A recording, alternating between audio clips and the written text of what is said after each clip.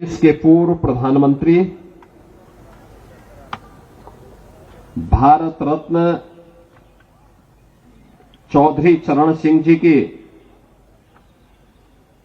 123वीं पावन जयंती के अवसर पर आयोजित आज के इस किसान सम्मान कार्यक्रम में समारोह में उपस्थित उत्तर प्रदेश सरकार में मंत्रिमंडल के मेरे वरिष्ठ सहयोगी, कृषि और कृषि शिक्षा के मंत्री श्री सूर्य प्रताप शाही जी,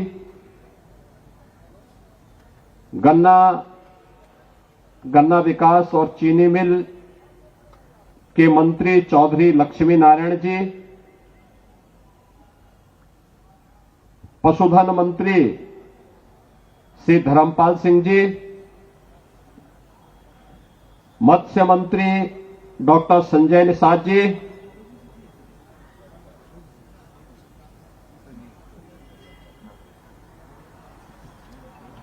प्रदेश के व्यावसायिक शिक्षा विभाग के मंत्री श्री कपिल देव अग्रवाल जी, विज्ञान और प्रौद्योगिकी विभाग के मंत्री श्री अनिल कुमार जी, राज्य मंत्री स्वतंत्र प्रभार उद्यान श्री दिनेश प्रताप सिंह जी, कृषि और कृषि शिक्षा विभाग के राज्य मंत्री श्री बलदेव सिंह ओलख जी, उत्तर प्रदेश गौ सेवा आयोग के अध्यक्ष श्री श्याम बिहारी गुप्ता जी, माननीय विधायकगण, आरएलडी के विधानमंडल दल के नेता श्री राजपाल बालियान जी, डॉक्टर अजय कुमार जी, प्रसन्न चौधरी जी, श्री मदन भैया जी, अशरफ अली जी, गुलाम मोहम्मद जी, मिथिलेश पाल जी, प्रदीप सिंह गुड्डू जी, योगेश नौहवार जी, आज के इस कार्यक्रम में उपस्थित कृषि विभाग के हमारे सभी अधिकारीगण, प्रदेश भर से आए हुए हमारे सभी अन्नदाता किसान बहनों और भाइयों, मैं सबसे पहले किसान दिवस के अवसर पर भारत माता के महान सपूत, महान स्वतंत्रता संग्राम सेनानी, भारत के अन्नदाता किसानों के लिए जिनका पूरा जीवन समर्पित था, यानी किसानों के मसीहा के रूप में जिनकी ख्याति पूरे भारत में थी, ऐसे भारत रत्न पूर्व प्रधानमंत्री चौधरी चरण सिंह जी की स्मृति को नमन करते हुए उत्तर प्रदेश सरकार और उत्तर प्रदेश के वासियों की ओर से उनके इस पावन जयंती के अवसर पर उन्हें विनम्र श्रद्धांजलि अर्पित करता हूं। मैं इस अवसर पर आप सभी अन्नदाता किसान बहनों और भाइयों का भी हृदय से अभिनंदन करता हूं। इस भीषण शीतलहरी में आप सभी लोग आए और यहां पर किसानों के प्रणेता चौधरी साहब की स्मृति को आप लोगों ने आज यहां पर और भी जीवंत बनाने का कार्य किया है। मैं इसके लिए आपका हृदय से अभिनंदन करता हूं। हम लोग जब यहां पर आए थे, हम लोगों ने चौधरी साहब की इस भव्य प्रतिमा पर पुष्पांजलि करने के साथ ही यहां के प्रदेश के अन्नदाता किसानों को किसान समृद्धि योजना के अंतर्गत ट्रैक्टर वितरण के कार्य किए। ऐसे 25 किसानों को जब दे रहा था मैं, उनके चेहरे की चमक, और कुछ तो अपने परिवार के साथ आए थे, कोई किसान अपनी मां को, कोई अपनी पत्नी को लेकर के ट्रैक्टर में बिठा के जा रहा है। ये होती है किसान की ताकत। उसके लिए सर्दी गर्मी की परवाह के बगैर जो पसीना बहाता है, इस सर्दी को अपनी हड्डियों और अपनी अस्थियों में समाहित करके अपनी ऊर्जा का प्रवाह इस धरती माता के साथ करता है, तो तब यही हमारी खेती अन्न उत्पादन के रूप में सोना उगलने का काम करती है। हमारे अन्नदाता किसानों ने अपनी मेहनत से उत्तर प्रदेश के अंदर जो प्रगति की है वह आप सबके सामने है। बहनों और भाइयों, किसान भी सरकार के एजेंडे का हिस्सा बन सकता है, ये पहली बार देखने को मिला है जब 2014 में देश के यशस्वी प्रधानमंत्री नरेंद्र मोदी जी ने देश की बागडोर संभाली थी। मोदी जी का यशस्वी नेतृत्व, आप याद करिए ना, वैदिक कालखंड से हम धरती माता के प्रति आग्रही रहे हैं। हमारा वैदिक उद्घोष रहा है, माता भूमि पुत्रोहम पृथिव्या, यानी धरती हमारी माता है, हम सब इसके पुत्र हैं। एक पुत्र का दायित्व क्या बनता है? मां बीमार हो तो उसकी सेवा नहीं करनी है क्या? मां के ऊपर कोई संकट है तो क्या पुत्र का दायित्व नहीं बनता है कि उस संकट से उबारने के लिए वह अपना योगदान दे?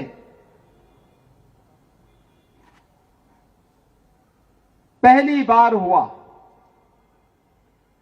सॉइल हेल्थ कार्ड के माध्यम से 2014 में प्रधानमंत्री मोदी जी ने धरती माता की सेहत के बारे में हर एक व्यक्ति को जागरूक किया। पहले चुनिंदा किसान ही सॉइल हेल्थ कार्ड का उपयोग करते थे। अन्नदाता किसानों को प्रधानमंत्री किसान सम्मान कृषि बीमा योजना के साथ जोड़ा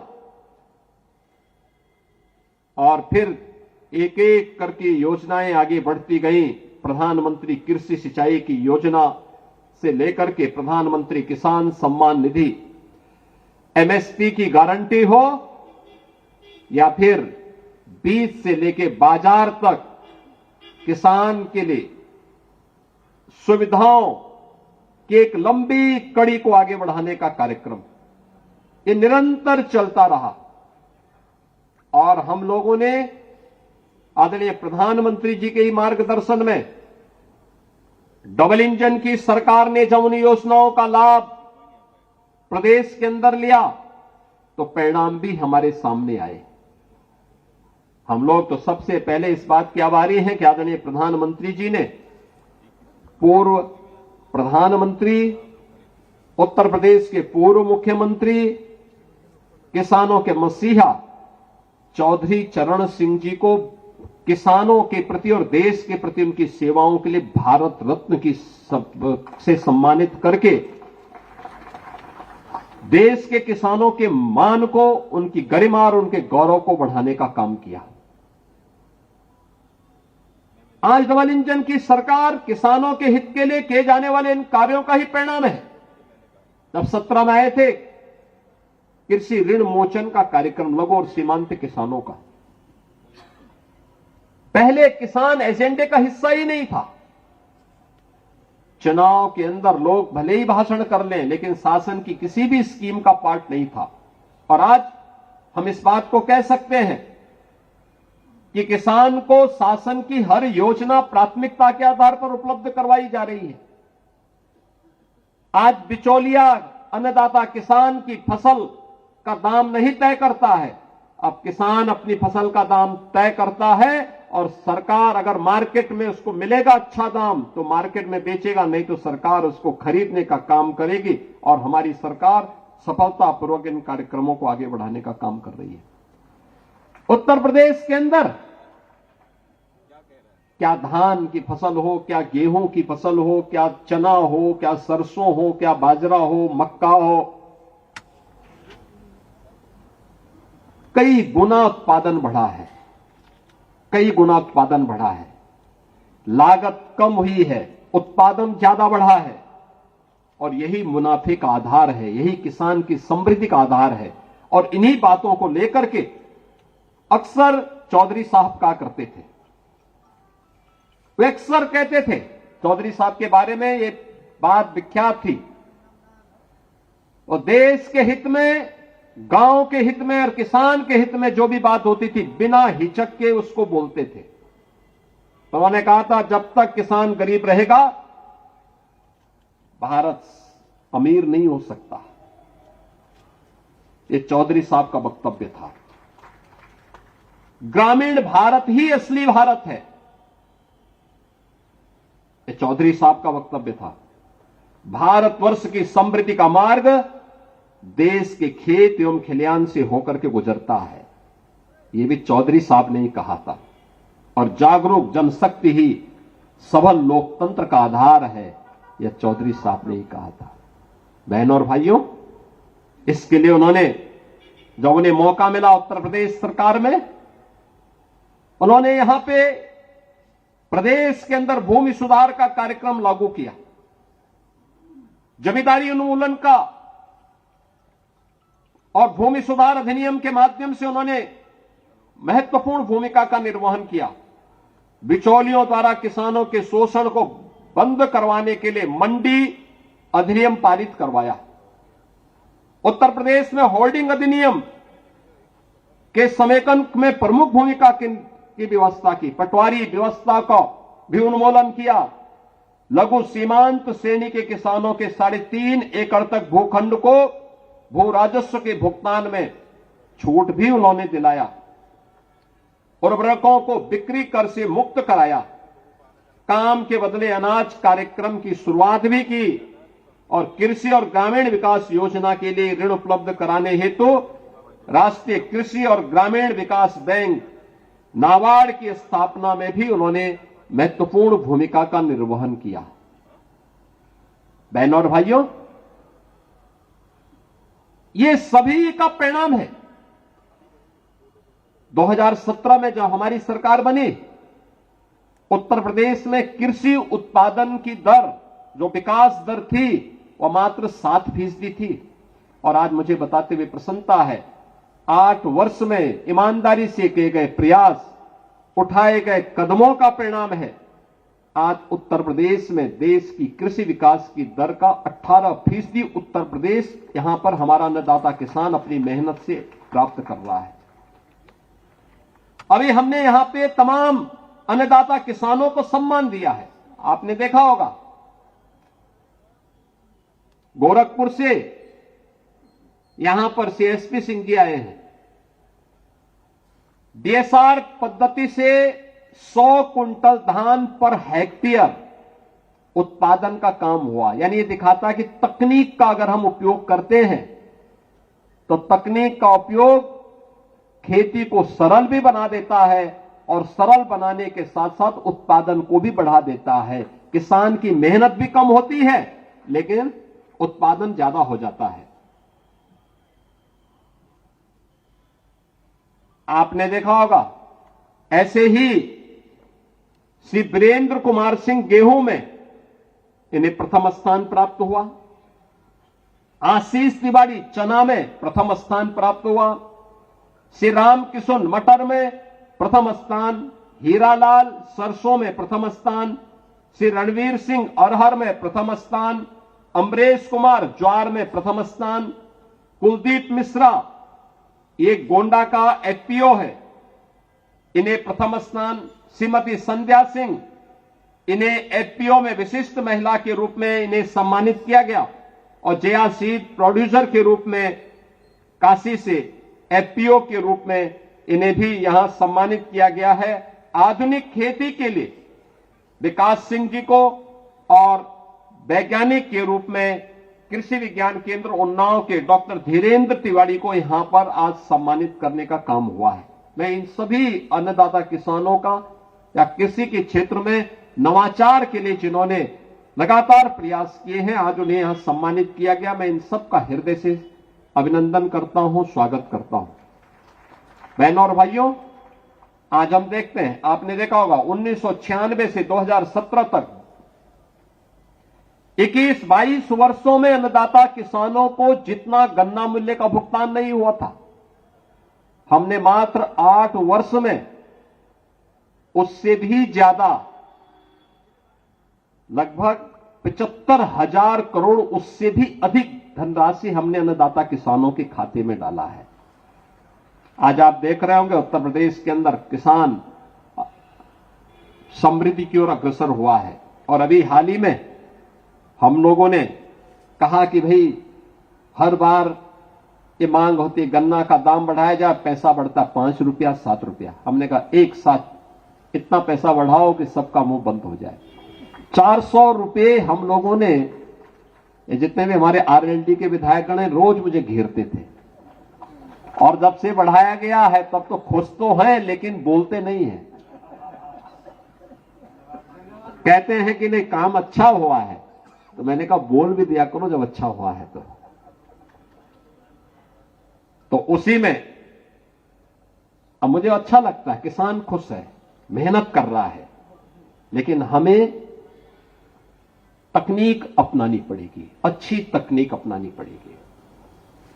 याद रखना, ये जो किसान नई तकनीक से अच्छी क्वालिटी के बीज से कम लागत में अच्छा उत्पादन कर रहे हैं और उत्तर प्रदेश का नाम भी रोशन कर रहे हैं, इसलिए क्योंकि उन्होंने तकनीक पर ध्यान दिया, अच्छे सीड पर ध्यान दिया। हमारे वैज्ञानिकों को इस दिशा में कार्य करना होगा। सौभाग्य से पिछले 8 वर्ष में डबल इंजन की सरकार ने 20 नए कृषि विज्ञान केंद्र स्थापित किए हैं भारत सरकार के सहयोग से।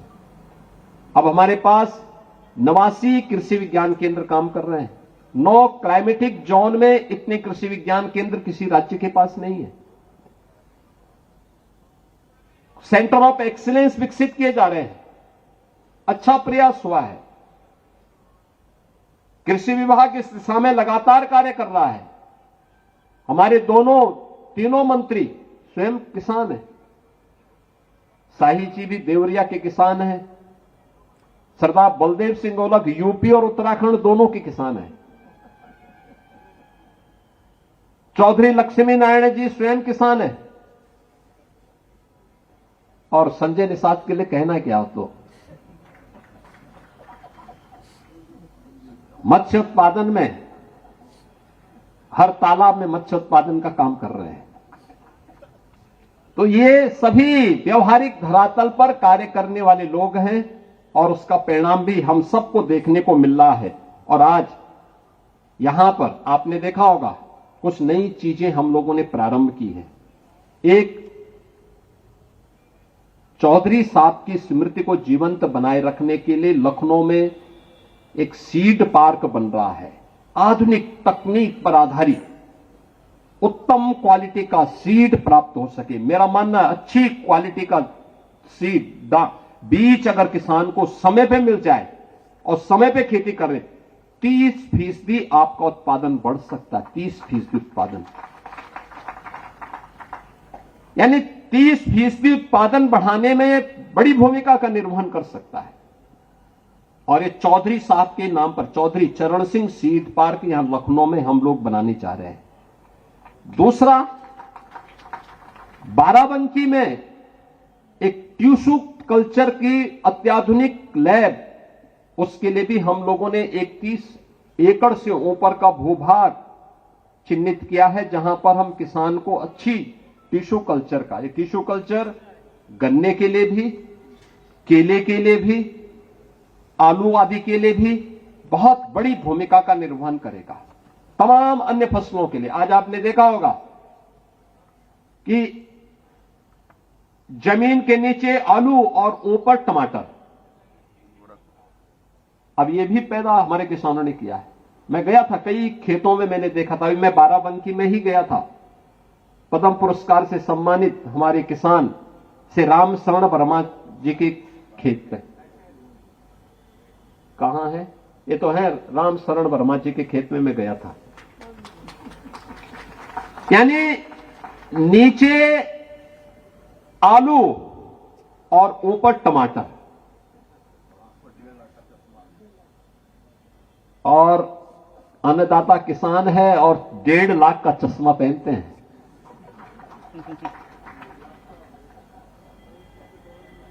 यानी मेहनत करते हैं तो अपनी मेहनत से उसका बेहतर उपयोग भी कर लेते हैं।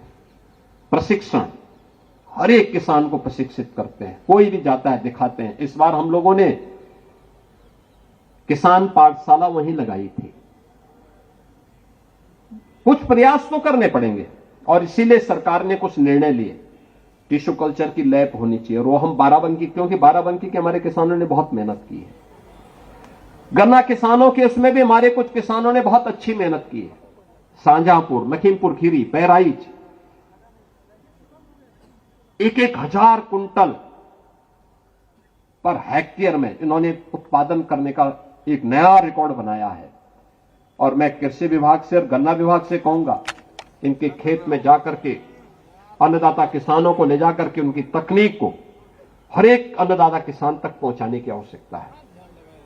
किसान समृद्ध होगा तब जब उन्हें तकनीक देंगे, अच्छा बीज देंगे, समय पे बीज देंगे, समय पे खाद की उपलब्धता करवाएंगे। और मैं एक अपील जरूर करूंगा, प्राकृतिक खेती जिसके बारे में प्रधानमंत्री जी का विशेष रुचि है, अगर कैंसर से बचाना है, किडनी खराब होने से बचाना है, लीवर खराब होने से बचाना है, बीमारियों से बचाना है, तो नेचुरल फार्मिंग, प्राकृतिक खेती उसका एकमात्र साधन है। हमें उस दिशा में नए प्रयास को करना होगा और एक आप अपने खेत में आप उस नवाचार को आगे बढ़ाने में बड़ी भूमिका का निर्वहन कर सकते हैं। केंद्र और राज्य सरकार आपको सहयोग करने के लिए तैयार है, हम लोग उसमें आपके साथ खड़े हैं। और इसीलिए हम लोगों ने प्रदेश के अंदर यह व्यवस्था की। वह व्यवस्था है 2 प्रकार की थी। एक, निजी ट्यूबवेल को पहले बिजली के महंगे बिल देने होते थे, हमने 16 लाख निजी ट्यूबवेल से जुड़े हुए जितने भी हमारे अन्नदाता किसान थे, इनके ट्यूबवेल के ऋण को पूरी तरह माफ कर दिया है। राज्य सरकार उसका भुगतान करती है। हर वर्ष हम लोग लगभग 2,500 से 3,000 करोड़ रुपए पावर कॉर्पोरेशन के इस पैसे को देते हैं। उसका पावर कॉर्पोरेशन फ्री में बिजली नहीं देती, उसका भुगतान राज्य सरकार कर रही है। 3,600 करोड़ इसमें जा रहा है हमारा। अन्नदाता किसान की खुशहाली हो इसके लिए। और दूसरा, अभी हम लोगों ने परसों सहकारिता के साथ मिलकर के एक घोषणा की है कि सहकारिता के माध्यम से संचालित उनका एलडीबी जो बैंक है, उसके द्वारा जो 11.5% की ब्याज दर पर लोन किसानों को उपलब्ध करवाया जाता था, हम लोगों ने कहा नहीं, इसको अब हम लोग 6% की दर पर उपलब्ध करवाएंगे अन्नदाता किसान को।